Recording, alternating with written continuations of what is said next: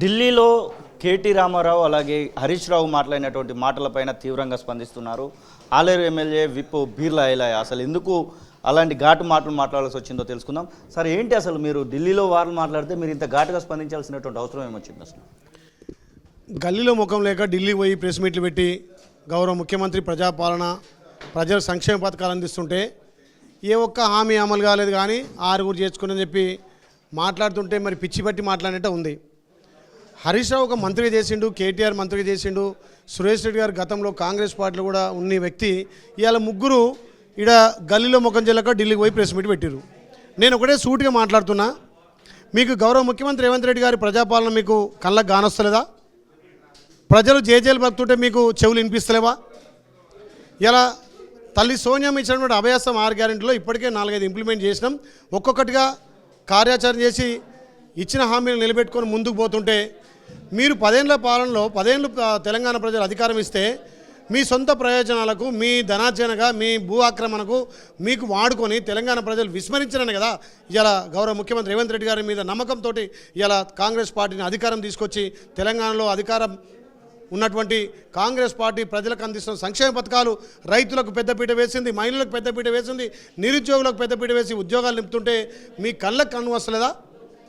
ఇలా ఏమంటున్నాడు, ఒక్క హామీ అంటున్నాడు. తెలంగాణ అక్కజల్లని అడుగు, ఉచిత బస్ పాస్ ఎవరిచ్చారో, ఉచిత బస్ సౌకర్యం ఎవరిచ్చారో, తెలంగాణ అక్కజల్లని అడుగు, 500 గ్యాస్ ఎవరిచ్చారో, తెలంగాణలో ప్రతి ఇంటి మహిళను ప్రతి ఇంటి అన్నని అడుగు, 200 యూనిట్లు ఎవరిచ్చారో, మా రైతన్నలను అడుగు, రైతు బంధు ఎవరేసిరో మొన్నటిదాకా, మా రైతన్నలను అడుగు, ఇవాళ 2 లక్షల రుణమాఫీ ఎవరు చేస్తున్నారో, ఏ రకంగా నిరుద్యోగులు మీరు మోసం చేస్తే మా గౌరవ ముఖ్యమంత్రి రేవంత్ రెడ్డి గారు వచ్చిన 90 రోజులనే 30,000 ఉద్యోగాలు నింపి ఇలా మళ్ళీ మెగా డిఎస్సి అన్ని శాఖలలో ఉద్యోగాలు భర్తీ చేస్తని చెప్పి మాటిచ్చి ఇలా ప్రజల ముందుకు వెళ్తుంటే ఇలా ఓర్వలేక, ప్రజల నుంచి వస్తున్నటువంటి స్పందన చూసి ఓర్వలేక, మొన్న ప్రజలు ఇచ్చిన తీర్పు కూడా మీరు ఇంకా శిరస వహించకుండా ఇంకా మేకపోతు గంభీరంగా చేసిన తప్పులు మీరు కప్పుపుచ్చుకొని ఏదో గౌరవ ముఖ్యమంత్రి రేవంత్ రెడ్డి గారి మీద, కాంగ్రెస్ ప్రభుత్వం మీద బురద జల్లాలని ఢిల్లీలో పోయి ముఖం చాటేసి ఇవాళ ప్రెస్ మీట్ పెడుతున్నాం. తస్మాత్ జాగ్రత్త. రేవంత్ రెడ్డి గారి గురించి ఒక్క మాట మాట్లాడినా తెలంగాణ ప్రజలు కనీసం మిమ్మల్ని గ్రామాల్లో తిరిగి ఉన్నారు.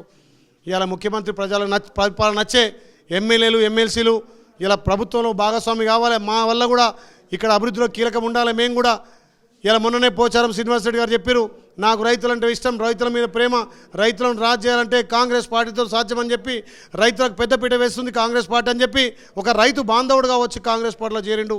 మీ లెక్క మేము ప్రతిపక్షం లేకుండా చేయలేదు. మీరు ప్రలోభ పెట్టి, మీరు లొంగపరుచుకొని కేసులు పెట్టి భయభ్రాంతులకు గురి చేసి మీరు పార్టీ ఫిరాయించారు తప్ప కాంగ్రెస్ పార్టీ అలాంటి చర్యలు కాదు. ప్రజాపాలన నచ్చి ఇలా కాంగ్రెస్ పార్టీలో బీఆర్ఎస్ పార్టీ కూడా ఇట్లానే చేసింది. పార్టీలో చేంజ్ చేసుకునేటువంటి విషయంలో కాంగ్రెస్ పార్టీ కూడా అదే తప్పులు చేస్తున్నటువంటి మాట కొంతమంది రాజకీయ విశ్లేషకులు మాట్లాడుతున్నటువంటి సందర్భం. ఎందుకు మీరు అసలు స్టేబుల్గానే ఉన్నారు 64+1 సిపిఐతో కలిసి, మళ్ళీ ఇంకా చేంజ్ చేసుకోవాల్సినటువంటి అవసరం ఏముంది మీకు? మాకు గ్యారెంటీ ఉంది. 5 సంవత్సరాలు ప్రజలు అవకాశం ఇచ్చారు. 5 సంవత్సరాలు సంపూర్తిగా మేము ప్రభుత్వంలో ఉంటాం. కానీ వాళ్ళే చిల్లర మల్లన మాటలు గెలిచిన 9 రోజుల నుంచే మీ ప్రభుత్వం కూలగొడతాం, మీ ప్రభుత్వం కూలగొడతాం అంటే వాళ్ళ ఎమ్మెల్యేలు, వాళ్ళ ఎమ్మెల్సీలే ప్రజాపాలన నచ్చి మా దుర్మార్గుడు ఏదో ప్రభుత్వం కూలగొడతా అంటున్నాడు. గౌరవ ముఖ్యమంత్రి రేవంత్ రెడ్డి గారి పాలన రైతులకు, మహిళలకు, నిరుద్యోగులకు మంచిగా ఉంది, అందులో భాగస్వాములు కావాలని వాళ్ళంతా వస్తున్నారు. దానికి నిదర్శనమే ఇవాళ ఎమ్మెల్యేలు జయంతులు, ఇంకా కూడా ఎమ్మెల్యేలు, ఎమ్మెల్సీలు జాయిన్ కావడానికి సిద్ధంగా ఉన్నారు. కాబట్టి మేము ఒకటే సూటిగా చెప్తున్నాం, కాంగ్రెస్ పార్టీ ఎక్కడ పార్టీ ఫిరాయింపు చేయదు. వాళ్ళు ప్రభుత్వం చేస్తున్నటువంటి సంక్షేమ పథకాలు గౌరవ ముఖ్యమంత్రి రేవంత్ రెడ్డి గారి మీద నమ్మకంతో పార్టీ జాయిన్ అవుతున్నారు. మీ లెక్క భయభ్రాంతులు చెట్టి ఇక్కడ చేసేది కాదు, ఇది ప్రజాపాలన. కాబట్టి నేను ఒకటే అడుగుతున్నా, రైతులకు పెద్దపీట వేస్తున్నాం, మహిళలకు పెద్దపీట వేస్తున్నాం, నిరుద్యోగులకు పెద్దపీట వేస్తున్నాం. తల్లి సోనియమ్మ తెలంగాణ ఇస్తే ఈ 10 సంవత్సరాలు మిమ్మల్ని మీరు ఎవరిని పట్టించుకోలే.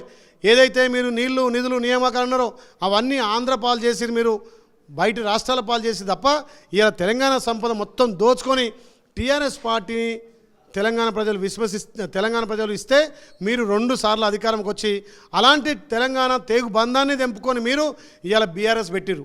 దోచుకున్న సంపదతోటి దేశంలో పంచి అన్ని రాష్ట్రాల్లో మేము గెలిచి నేను ప్రధాని కావాలనే దురుద్దేశంతో, దురాశతోటి ఇవాళ మీ అయ్యా తెలంగాణ ప్రజలు మోసం చేసేది. కాబట్టి మీకు ఢిల్లీలో ఒక్క సీట్ లేకుండా తెలంగాణ ప్రజలు ఓడిచ్చిరు. తెలంగాణలో మీ ఓటు శాతం కూడా ఎమ్మెల్యేలప్పుడు 35% అని మీరే అన్నారు. మరి ఎంపీకి వచ్చేసరికి 14-15% ఎట్లా పడ్డది అంటే మీరు బీజేపీకి అమ్ముడు పోయిర్రు. మీరు బతుకుండగానే మీ శరీరంలో ఉన్నటువంటి అవయవాలన్నీ బీజేపీకి దానం చేసిరు కాబట్టే ఇవాళ బీజేపీ 8 సీట్లు గెలవగలిగింది.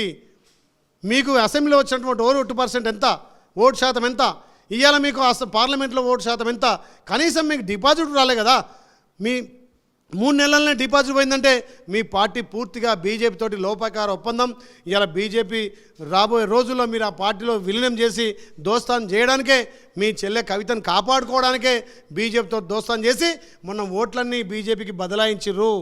మీరు కానుకలుగా బీజేపీకి మీ ఓట్లు వేసిరు కాబట్టి తెలంగాణలో మీకు డిపాజిట్ రాలే, ఒక సీట్ గెలవలే. మళ్ళొక్కసారి ఈ మీ ఢిల్లీలో కానీ గల్లీలో కానీ ఇంకే రాష్ట్రంలో బీజేపీ గురించి మీరు దోస్తాన్ చేసుకోరి, మాకు సంబంధం లేదు. గతంలో మీరు నల్ల చట్టాలకు కానీ గతంలో మోడీ చేసినటువంటి చట్టాలకు మీరు వంతన పాడిరు. మీ దోస్తాన్ తెలంగాణ ప్రజలు అర్థం చేసుకురు కాబట్టే ఈడు ఒక్క సీట్ రాలేదు.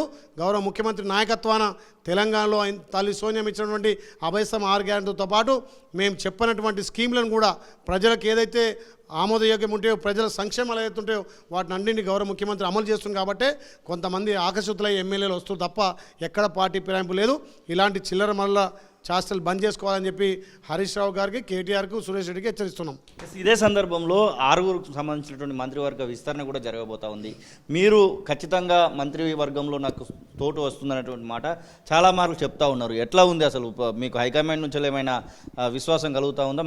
నాకు ఖచ్చితంగా మంత్రివర్గంలో టికెట్ దొరుకుతుందనేటువంటి ఆశయం ఏమైనా ఉందా? తప్పకుండా. ఏంటంటే ఉమ్మడి రాష్ట్రంలో కానీ తెలంగాణ రాష్ట్రం ఏర్పడ్డాక గొల్ల కుర్మలకు మంత్రివర్గంలో స్థానం అన్ని ప్రభుత్వాలు కల్పించినాయి. ఈ ప్రభుత్వం కూడా గౌరవ ముఖ్యమంత్రి బీసీలకు పెద్దపీట వేస్తుంది కాబట్టి తప్పకుండా బీసీలకు మంత్రివర్గంలో స్థానం కల్పిస్తున్న ఆశాభావం వ్యక్తం చేస్తున్నాం. మా గౌరవ ముఖ్యమంత్రి కూడా విన్నవించుకుంటున్నాం. తెలంగాణ మొత్తంలో కూడా గొల్ల కుర్మల తరఫున ఉన్నా కాబట్టి, నేను ఒక్కనే ఉన్నా కాబట్టి అవకాశం కల్పించమని అర్జిస్తున్నాం. గౌరవ ముఖ్యమంత్రి కూడా మా గొల్ల కుర్మల మీద ప్రేమతోటి మీరు మొన్న జరుగుతున్నటువంటి ఎమ్మెల్యే ఎలక్షన్లు కానీ ఎంపీ ఎలక్షన్లు చూడండి, సర్వే టీంలు కూడా చేస్తున్నాయి. 54% గొల్ల కుర్మలు కాంగ్రెస్ పార్టీ వైపు ఉన్నారు. గతంలో కాంగ్రెస్ పార్టీ గొల్ల కుర్మలకు పెద్దపీట వేసింది. 10 సంవత్సరాలు టీఆర్ఎస్ పాలనలో గొల్ల కుర్మలను గొర్రెలను బర్రెలను గాయడానికి చూసారు తప్ప అధికారం మాకు ఇవ్వలేదు. అందుకే గొర్రెలు బర్రెలు కాదు మాకు కావాల్సింది, మాకు ప్రజల పట్ల కొట్లాడి చట్టసభలో ఉండాలని ఆకాంక్షతోటి ఇలా గౌరవ ముఖ్యమంత్రి మాకు 4 సీట్లు ఇచ్చిండు. 4 సీట్లు ఇచ్చిండు. నాకు ఒక బీసీ బిడ్డగా, ఒక గొల్ల కుర్మ బిడ్డగా నాకు టికెట్ ఇచ్చి నన్ను గెలిపించి నాకు విప్గా ఇచ్చిండు. అసెంబ్లీలో కూడా బీఎస్సీ కమిటీ మెంబర్ కూడా ఇచ్చిండు. కాబట్టి మా గౌరవ ముఖ్యమంత్రి మీద, మా అధిష్టానం మీద, మా మంత్రుల మీద నాకు విశ్వాసం ఉంది. ఒక బీసీ బిడ్డగా, ఒక గొల్ల కుర్మ బిడ్డగా అవకాశం ఇవ్వమని మా మంత్రులను, మా ముఖ్యమంత్రిని, అధిష్టానాన్ని కోరుతున్నా. ఇంకెంతమంది జాయిన్ అవ్వచ్చు అంటారు ఎమ్మెల్యేలు? మీరు ఇంకా 6 అయితే 6 అయితే ఇప్పటివరకు 5, కొంతమంది కలుస్తూ ఉన్నారు. ఎంతమంది ఇంకా వస్తారని భావిస్తూ ఉన్నారు? 26 మంది వస్తే మాత్రమే వాళ్ళకి ప్రతిపక్ష హోదా పోవడానికి అవకాశం ఉంటుంది. 25 కాదు, మొత్తం పార్టీలో ఉన్నటువంటి అందరు చేరుతారు. వాళ్ళకి మిగిలి బీఆర్ఎస్ మిగిలేది 4. ఆ 4 తప్ప మిగతా వాళ్ళంతా కాంగ్రెస్ పార్టీలో చేరడానికి సిద్ధంగా ఉన్నారు. ఎందుకంటే ఆ 4 మిగిలాలి. ఎందుకంటే చనిపోయినాక బాడీ మోయాలి కదా. టీఆర్ఎస్ పార్టీని బాడీ మోయాలంటే ఎనుకో 2 ఉండాలి కదా. ఆ 4 మిగులుతారు, అందరు పార్టీలో జాయిన్ అవుతారు.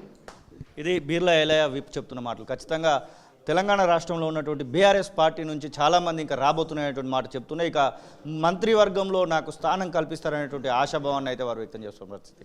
కెమెరా పర్సన్ సతీష్తో కలిసి శ్రీనివాస్, తొలి వెలుగు, అసెంబ్లీ, హైదరాబాద్. అసలైన తొలి వెలుగు. ఫాలో వాట్సాప్ @తొలి వెలుగు official.